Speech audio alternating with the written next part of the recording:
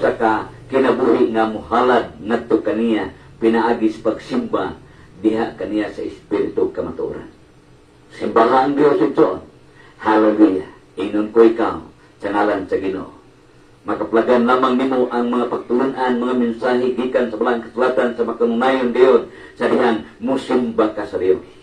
O niya sa dihang musimba ka mga kaigsunan, mabati nimo kini sa mga Sunday school, sa mga wali, ngadto sa mga kasimbahanan nga nagdala sa mga pagtulunan gikan sa balang kasulatan ug sa diha na imong madunggan kini maigsoon, mao kini ang panahon nga makaingon ikaw. Bulahan dito diyang magpatalimhog sa pulong sa Ginoo.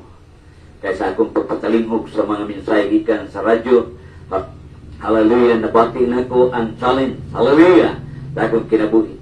Nabati na ko ang usa ka dakong hagit, hallelujah, sa akong kinabuhi nga anayan gayon di ako nga moalagad sa Ginoo. Tungod kay apil, lakip ko, benepisyo ko sa kamatayon sa akong Ginoong Hesukristo. Amen, hallelujah, salamat sa Ginoo. Mao kini mga kaigsunan ang atong pamalandungan. Busa daghang salamat kayo sa nagapatalimhog sa pulong sa Dios.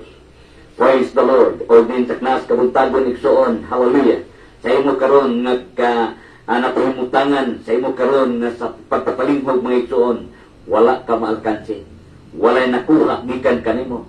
Ug walay nakawang. Hallelujah. Sa imong pagpatalimhog. The light ng ngalan sa Diyos. Praise the name of the Lord. Glory to God. The light ng ngalan sa Ginoon. Taknas kabuntagon. Hallelujah, hallelujah. Praise the Lord. The light ng ngalan sa Ginoo.